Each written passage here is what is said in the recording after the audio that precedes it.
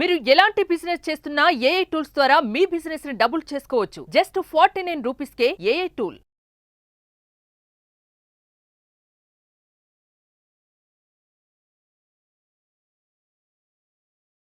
Welcome to Suman TV. నేను మీ Suman TV. నాకు మంచు ఫ్యామిలీలో వినిపిస్తున్నటువంటి పేరు వినయ్.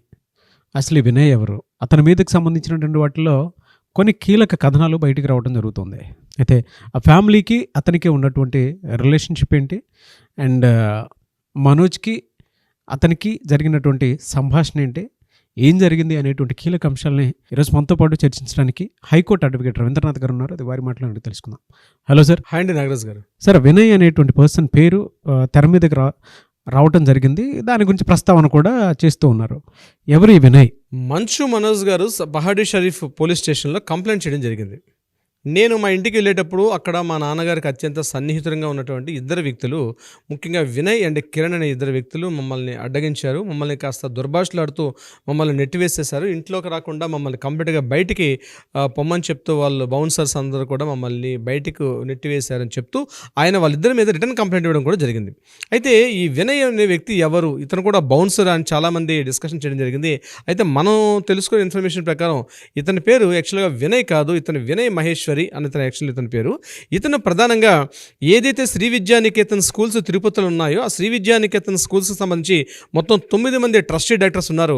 ఆ ట్రస్టీల్లో ఈ వినయ్ మహేశ్వరి అనే పేరు కూడా అక్కడ మనకు కనిపిస్తుంది. అతనే ఈ వినయ్ మహేశ్వరి. అంటే మొత్తం అందులో మంచు మోహన్ బాబు గారు చైర్మన్గా, ప్రో ఛాన్సలర్గా మనకి విష్ణు గారు కనిపిస్తున్నారు. At the same time Nirmala Devi గారు కూడా అందులో ఒక పార్ట్గా ఉన్నారు. వీళ్ళతో పాటు మరికొంతమంది వ్యక్తులు ఉన్నారు. అందులో వినయ్ మహేశ్వరి పేరు చిట్ట చివరి ట్రస్టీలో ఆ 9 మంది పేరులో చిట్ట చివరికి ఉన్నటువంటి పేరు ఈ వినయ్ మహేశ్వరి. అయితే ఈ వినయ్ మహేశ్వరి గారు ఎవరు అని కాస్త మన వివరంలోకి వెళ్ళేటప్పుడు మనకు తెలిసింది ఏంటంటే 2019 నుంచి 2022 వరకు Sakshi group of media group of ఆర్గనైజేషన్స్కి ఈయన సీఈఓగా పనిచేశారు. ఎగ్జిక్యూటివ్ డైరెక్టర్గా కూడా ఈ వినయ్ మహేశ్వరి గారు పనిచేయడం. అదేవిధంగా హిందీ డైలీ పేపర్ ఏంటి దైనిక్, ఆ పేపర్ కూడా ఇతను పనిచేయడం జరిగింది. దైనిక్ అన్నటువంటి మ్యాగజైన్ డైలీ పేపర్కి. అదేవిధంగా ఇండియా టుడే మ్యాగజైన్లో ఇండియా టుడే యొక్క దీనికి కూడా ఇతను ఒక సీఈఓగా పనిచేశారు కొన్ని సందర్భాల్లో. తర్వాత పూర్తి స్థాయిలో ఏంటంటే శ్రీ విద్యానికేతన్ స్కూల్స్ యొక్క టోటల్ కార్యకలాపాలన్నీ కూడా ఇతను చూస్తూ ఉంటారు. ప్రతి వారంలో కూడా 2-3 రోజుల పాటు అక్కడే ఉండడం రావడం కూడా ఈయన వినయ్ మహేశ్వరి గారు చేస్తుంటారు. అయితే ఈయన కంప్లీట్గా ముంబై, చెన్నై, అదేవిధంగా బెంగళూరు, ఢిల్లీ ఈ ప్రాంతాలన్నీ అన్ని ప్రాంతాలు తిరుగుతూ కూడా కంప్లీట్గా శ్రీ విద్యానికేతన్ సంస్థలు ఏవైతే ఉన్నాయో రీసెంట్గా మన మోహన్ బాబు యూనివర్సిటీగా అది అప్గ్రేడ్ అవ్వడానికి కూడా వినయ్ మహేశ్వరి గారు మంచి కీలకంగా ఒక క్రియాశీలకంగా వ్యవహరించడంలో అన్న విషయం కూడా మనకి తెలుస్తుంది. ఎవరైతే ఈ వినయ్ మహేశ్వరి గారు ఉన్నారో ఇతనికి మంచి పట్టుంది మీడియా రంగంలో కూడా. ఇతనికి మంచి ఆల్రెడీ సాక్షి మీడియాలో పనిచేశారు కూడా. కాబట్టి ఇదే కాకుండా ముఖ్యంగా ఈ మంచు విష్ణు గారి యొక్క మిస్సెస్ అయినటువంటి వెరోనికా రెడ్డి గారు ఇంతకుముందు వీళ్ళకి సాక్షిగా పనిచేసేటువంటి జగన్మోహన్ రెడ్డి గారికి ఉన్నటువంటి చిన్న ఏదో ఫ్యామిలీ రిలేషన్స్ ఉన్నాయి. కాబట్టి ఆ రకంగా పరిచయం అయ్యారు యొక్క మన ఈ వినయ్ మహేశ్వరి గారు. సో వీళ్ళకి కేవలం ఒక సంస్థలో ట్రస్టీగా కాకుండా ఫ్యామిలీ పరంగా కూడా ఒక దగ్గర బంధుత్వం అయితే ఉన్నట్టుగా మనకు తెలుస్తుంది. ఇతను పూర్తిగా మోహన్ బాబు గారు అదేవిధంగా ఉన్నటువంటి విష్ణు గారికి సంబంధించి కీలకమైనటువంటి అంటే మెజార్టీ అంటే పార్ట్ ఆఫ్ అంటే అక్కడ ఏం జరుగుతున్న శ్రీ విద్యానికేతన్లో ఏం జరుగుతున్నా కూడా ప్రధానంగా కమ్యూనికేట్ చేయడంలో కానీ ఒక సమన్వయకర్తగా కానీ కూడా ఈ ఫ్యామిలీకి వీళ్ళకి కూడా బాగా పనిచేస్తున్నట్టుగా తెలుస్తుంది. ఏదేమైనప్పుడు కూడా మోహన్ బాబు గారి యొక్క ప్రధాన సలహాదారుడిగా ఉన్నట్టుగా తెలుస్తుంది వినయ్ మహేశ్వరి గారు. అయితే మంచు మనోజ్ గారు మొన్న రాత్రి ఇంట్లో ప్రవేశించినప్పుడు వినయ్ గారు పూర్తిగా అడ్డగించారు. ఆ సెక్యూరిటీ సిబ్బందితో కూడా కొంత వాగ్వాదం చేయడంలో కూడా వినయ్ గారు కనిపిస్తుందని చెప్తూ, ఇంకొకటి ఏంటంటే శ్రీ విద్యానికేతన్లో ఆర్థిక అవకతవకలు జరుగుతున్నాయి అనే విషయం మీరు చాలాసార్లు రైజ్ చేయడం జరిగింది. 2023లో శ్రీ విద్యానికేతన్లో ముఖ్యంగా ఫీజులకు సంబంధించి కొన్ని ఆర్థిక అవకతవకలు జరిగాయి. దాని మీద ఇప్పుడు మోహన్ బాబు గారు అదేవిధంగా విష్ణు గారు కూడా స్పందించి ఏదైతే గవర్నమెంట్ నామ్స్ అండ్ రెగ్యులేషన్స్ ఉన్నాయో దాని ప్రకారం మేము చేస్తున్నాం. ఇది కాకుండా 25% మేము కంప్లీట్గా ఫ్రీ ఎడ్యుకేషన్ ఇస్తున్నాం. ఎవరి దగ్గర ఒక రూపాయి కూడా తీసుకోకుండా మేము ఉచితంగా విద్యాబోధన చేస్తున్నాం.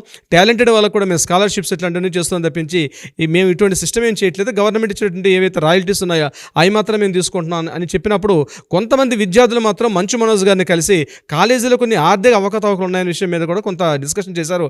అయితే కొంతమంది విద్యార్థుల యొక్క తల్లిదండ్రులు వినయ్ మహేశ్వరి గారిని కలవడానికి ప్రయత్నించినప్పుడు ఈయన మాత్రం అందుబాటులో లేకుండా కాలేజీ చాలా దూరంగా ఉన్న సందర్భంలో కూడా మంచు మనోజ్ గారితో వాళ్ళందరూ కూడా కలిసి మాకు ఇబ్బందులు ఉన్నాయి కాబట్టి మీ దృష్టి తీసుకొస్తామని చెప్పినప్పుడు దీని మీద మంచు మనోజ్ గారు ప్రెస్ మీట్ పెట్టి అక్కడ ఆర్థిక అవకతవకలు ఉన్నాయి కాబట్టి ప్రభుత్వం ఇమీడియట్గా దాని మీద చర్యలు తీసుకోని చెప్పి మాట్లాడిన తర్వాత అప్పటి నుంచి ఈ యొక్క డిస్కషన్ ప్రధానంగా పెరిగినట్టుగా మనకు ఒక ఇన్ఫర్మేషన్ తెలిసింది. ఎందుకంటే శ్రీ విద్యానికేతన్ స్కూల్కి సంబంధించి ఆ కాలేజ్ సంబంధించి అదేవిధంగా మోహన్ బాబు యూనివర్సిటీ సంబంధించి వీళ్ళ యొక్క మంచు మనోజ్ గారికి ఎటువంటి ఇన్ఫర్మేషన్ కూడా లేదనమాట. యాక్చువల్గా ఈయన ఎటువంటి డైరెక్ట్ ఇన్వాల్వ్మెంట్ లేనప్పుడు ఇది నీకు సంబంధించిన విషయం ఇందులో ఇన్వాల్వ్ కాకూడదని చెప్పి మోహన్ బాబు గారు అనేక సందర్భాల్లో కూడా ఇన్ని గద్దించినట్టుగా కూడా తెలుస్తుంది.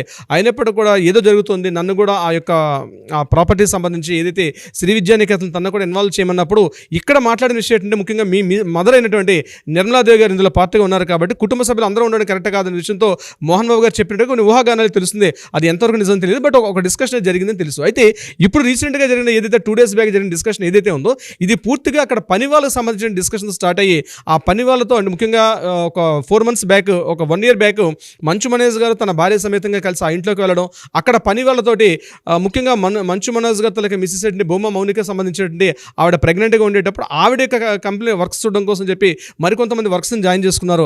ఆ వచ్చినటువంటి వర్కర్స్కి అక్కడ పనిచేసిన మోహన్ బాబు గారితో పనిచేస్తున్న వర్కర్స్కి మధ్య కొంత డిస్కషన్ జరిగింది. ఈ డిస్కషన్ కాస్త చిలికి గాలి అన్నాయి. ఇమీడియట్గా మంచు మనోజ్ గారు తన యాక్టివిటీస్ పక్కన పెట్టి పూర్తిగా డ్రింక్కి అడిక్ట్ అయిపోయారని చెప్పి ఆయన మాటలో కూడా మనకు తెలిసింది.